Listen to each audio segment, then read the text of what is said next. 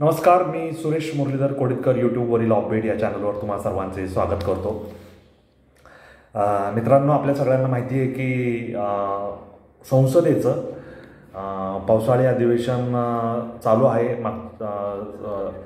देशाचा अर्थसंकल्पही मांडण्यात आला आहे, त्याच्यावर साधक बाधक चर्चा सुरू आहे आणि संसदेच्या या अधिवेशनात लोकसभा आणि राज्यसभेचे विविध सत्र पार पडत आहेत. आता तुम्ही म्हणाल हे काय नेहमीच्या बातम्या आहेत, आपला तुम्ही ऑफबीटचा विषय आहे म्हणता, ऑफबीटमध्ये वेगळे विषय घेऊन येता आणि हे काय नवीन घेऊन आलात असं तुमच्या मनात एक प्रश्नचिन्ह निर्माण झाला असेल.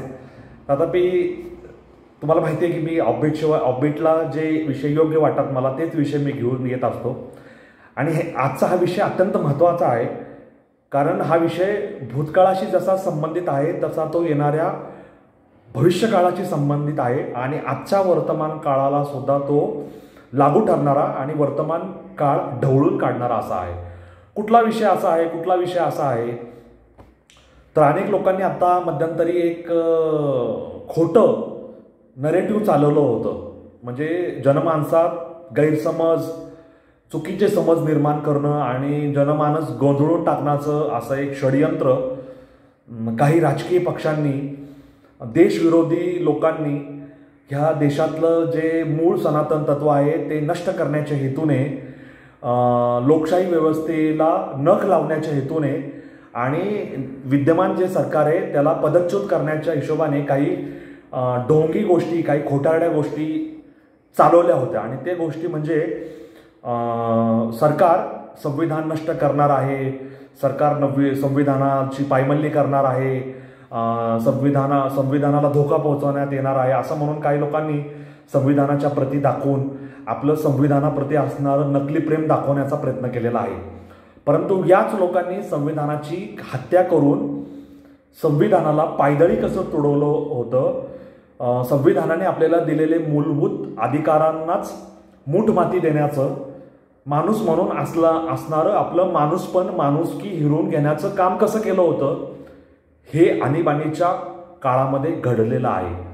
त्यामुळे जे आज संविधान या नावाने जे कोलेकोई करतायत त्या लोकांच्या भूतकाळात त्यांची पापं लपलेली आहेत आणि ती पापं उघड होण्याची वेळ आलेली आहे. असं काय घडलं तर राज्यसभेच्या कामकाजामध्ये म्हणजे सकाळी 11 ते दुपारी 12 या दरम्यान जो शून्यकाळ, ज्याला आपण 0 आवर असं म्हणतो, त्या शून्य काळामध्ये भारतीय जनता पार्टीचे खासदार, ओरिसाचे खासदार राज्यसभेचे दीपक प्रकाश यांनी एक प्रश्न उपस्थित केला होता की 25 आणि 26 जून म्हणजे 25 जूनच्या रात्री 26 जूनच्या पहाटे आणीबाणी, ज्याला हिंदीमध्ये आपत्काल आणि इंग्रजीमध्ये इमर्जन्सी असे म्हणतात, ती लागू केलेली होती आणि त्या अन्वये लोकांचे सगळे अधिकार गोठवण्यात आलेले होते. म्हणजे थोडक्यात लोकशाहीचीच हत्या करण्यात आली होती असं म्हणायला काय हरकत नाही. संविधान बाजूला ठेवण्यात आलं होतं आणि तत्कालीन राज्यकर्ते जे म्हणतील तीच पूर्व दिशा. ते म्हणतील आकाशवाणीवर फक्त आम्ही सांगू तीच गाणी वाजवायची, आम्ही म्हणू तेच मुद्रित माध्यमात म्हणजे वर्तमानपत्रात आम्ही जे म्हणू तेच छापायचं. अशा पद्धतीने त्यांनी लोकशाहीचा गळा घोटलेला होता आणि त्यावेळेस अनन्वित लोकांवर अत्याचार करण्यात आले. निर्दोष लोकांना पकडून आहे त्या परिस्थितीत नेसत्या वस्त्रानिशी कारागृहात डांबण्यात आलं होतं आणि त्यांच्यावर अन्याय अत्याचार करण्यात आले होते. एक प्रकारे जनता या हुकुमशाही पद्धतीखाली भरडून निघत होती. लोकांना कळत नव्हतं काय करावं, काय करू नये आणि लोक निमूटपणे हा अन्याय अत्याचार सहन करत होते. आता त्यावेळेस जेव्हा जनता पार्टीचं सरकार सत्तेत आलं, केंद्रात आलं, तेव्हा त्यांनी या आणीबाणीच्या दरम्यान घडलेल्या घटना, झालेले अन्याय अत्याचार या सगळ्यांचं दस्तऐवजीकरण किंवा या सगळ्यांचा अहवाल तयार करण्यासाठी रिटायर्ड जस्टिस शहा यांना नेमलं होतं आणि त्यांचं कामकाजाला शहा कमिशनचं कामकाज असं ओळखलं जातं. तर या शहा कमिशनने अनेक लोकांच्या साक्षी घेतल्या, अनेक ठिकाणी स्वतः पाहून घटनेचं अवलोकन करून अनेक लोकांशी बोलून अनेक पद्धतीने त्याची पडताळणी करून एक मोठा अहवाल तयार केला होता. आता हा अहवाल तयार करून तो मांडणे आणि ज्या लोकांनी जे जे काही अन्याय अत्याचार केलेत ते जनतेपुढे आणण्यात आणि ह्या लोकांनी लोकशाहीची हत्या कशी केली आहे हे प्रकट करण्याची संधी त्यावेळेच्या जनता पार्टीचे जे सरकार होतं आणि सरकारमधले जे धोरीण होते म्हणजे मोरारजी देसाई असतील, चौधरी चरणसिंग असेल, यांना ही संधीच मिळाली नाही आणि ते सगळं सदनाच्या पटलवर म्हणजे लोकसभेत राज्यसभेत हा सगळा अहवाल ठेवायच्या आधीच ही दोन्ही सरकारं गडगडली आणि ह्या सगळ्या अहवालाची जनतेपुढे मांडणी होण्याआधी, त्याचा उलगडा होण्याआधी किंवा यांची काळी कृत्य, यांचं जे वागणं आहे हे लोकांना हुकुमशहा असं जे म्हणतात, त्यांनी स्वतः त्यावेळेस काय हुकुमशाहीगिरी केली आणि लोकांना कसं अन्याय अत्याचाराचा वरवंटा फिरून त्याच्याखाली भरडून काढलं, त्याचा लेखाजोखा या अहवालामध्ये मांडलेला होता.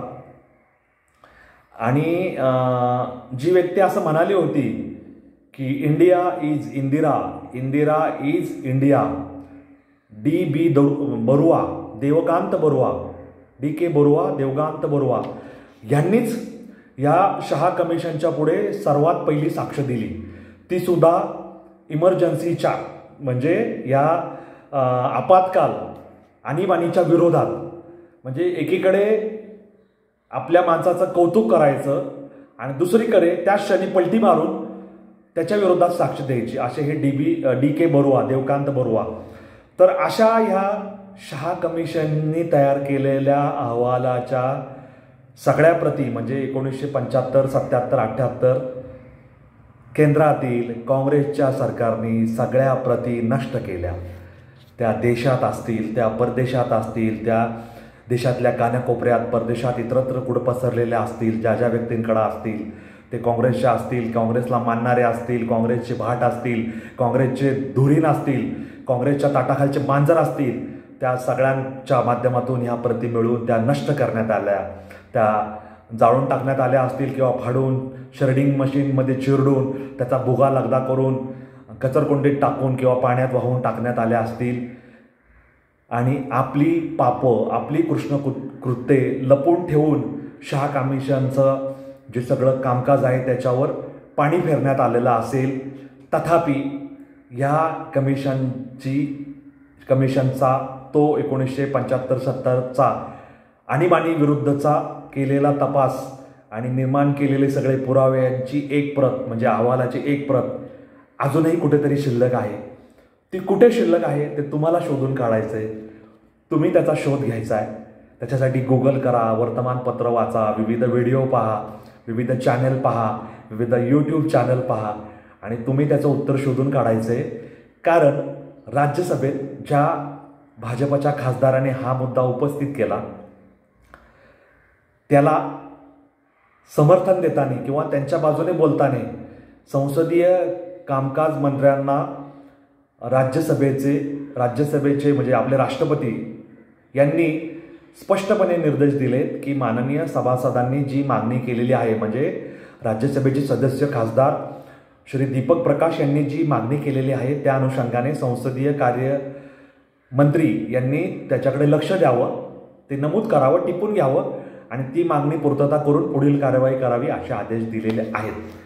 आता हे जी प्रत सापडली, तुम्ही पण शोधा कुठे आहे, तुम्हाला समजेल किंवा संसदेच्या लोकांनी शोधून आणून ती राज्यसभेत आणि लोकसभेत ठेवली तर 1975 साली जो धिंगाणा झाला, संविधानाची हत्या करून, लोकशाहीची हत्या करून लोकांनी आपली हुकुमशाही प्रवृत्ती जी दाखवली त्याच त्याच पक्षाचे वारस, त्याच पक्षाचे जे काही कार्यकर्ते आहेत आज संविधानाच्या नावाने गळा काढतायत आणि विद्यमान किंवा मागच्या सरकारला, आजच्या सरकारला दोष देण्याचा प्रयत्न करतायत आणि संविधानाची प्रत खिशात घेऊन हिंडतायत. त्यांनी संविधानाला कसं पायदळी तुडवलं, संविधानाच्या दिलेल्या तत्वांचा, संविधानकर्त्यांचा, संविधानाच्या शिल्पकारांचा कसा अपमान केला, याचा संपूर्ण लेखाजोखा या जस्टिस शहा कमिशनच्या अहवालात आहे. आपण देवाला प्रार्थना करू की हा अहवालाची एक प्रत जनतेपुढे यावं, तुमच्या माझ्या सगळ्यांपर्यंत पोहोचो आणि ह्या लोकांची पापं उघड हो. त्यावेळेस आपण सगळ्यांनी जस्टिस शहा कमिशनचा तो अहवाल आल्यानंतर त्याची छोटी प्रत सगळ्यांनी घ्यायची आणि आपल्या खिशात ठेवायची आणि जे आज संविधानाच्या नावाने गळा काढतायत त्यांना घरी आल्यावरती दाखवायची मत मागायला आल्यावर. हा तुमच्या संविधानाच्या केलेल्या हत्येचा पुरावा म्हणून. मित्रांनो, मला माहिती आहे आज 2024 चालू आहे. 1975ची घडलेली घटना आजच्या तरुण पिढीला माहीत असायचं आणि त्याच्याशी त्यांचं जोडलं जाणं हे शक्य नाही आहे. कारण 1975 ते 2024 या दरम्यान किमान तीन पिढ्या म्हणजे 75 ते समजा आपण असं धरू 75 ते 90, 90 ते 2005 आणि 2005 ते 2025 किंवा 2020 आणि 2020 ते 2025 अशा या पिढ्या निघून गेलेल्या आहेत. त्यामुळे बऱ्याच लोकांना आणीबाणी म्हणजे काय, आपत्काल म्हणजे काय, हे मोरारजी देसाई कोण होते, चौधरी चरण सिंग कोण होते, जेपींचं आंदोलन म्हणजे काय हे माहीत असायचं कारण नाही. तथापि संविधानाचा उच्चार त्यांच्या कानावर वारंवार जाऊ शकतो आणि त्याच्यातून गैरसमज निर्माण होऊ शकतो की आजचं सरकार खरोखर संविधानाला धक्का पोहोचवतंय का. तर असं मुळीच नाहीये. यावेळेस जे खोटं नरेटिव्ह तयार करून एक जनतेच्या डोळ्यात धूळफेक करण्यात आली, त्या धूळफेकीचं परिमार्जन ह्या लोकांच्या विरोधी असणाऱ्या या अहवालाने होणार आहे. तेव्हा हा अहवाल येत्या काही महिन्यात, येत्या काही वर्षात संसदेच्या पटलावर दिसला तर नवल वाटून घेऊ नये. एवढंच लक्षात ठेवा, जस्टिस शहा कमिशनचा आणीबाणीच्या विरोधी किंवा आणीबाणीचा अभ्यास करून तयार केलेला अहवाल, justice Shah commissions report on emergency. तर तुमच्या मनातली शंका आता दूर झाली असेल की सुरेश कोडितकर खरोखरच ऑफबीटचा हा विषय घेऊन आलेले आहेत आणि निश्चित राहा, मी ऑफबीटचेच विषय घेऊन येणार. गरज पडली अपवाद म्हणून एखादा विषय दुसरा येऊ शकतो. तर आजचा हा विषय तुम्हाला कसा वाटला, आपल्या व्हिडिओ मित्र सुरेश मुरलीधर कोडितकरला रजा द्या आणि ऑफबीटवर असे विषय येत असतात. तुम्ही तुमचे मतं माझ्यापुढे मांडत राहा, तुमचे अभिप्राय देत राहा, जेणेकरून मला अनेक विषय हाताळता येतील, अनेक विषयांवर नवीन व्हिडिओ करून तुमच्यापुढे घेऊन येता येईल. एवढं मला या निमित्ताने तुम्हा सर्वांना सांगायचं आहे. धन्यवाद. जय हिंद, जय महाराष्ट्र, वंदे मातरम, जय श्रीराम.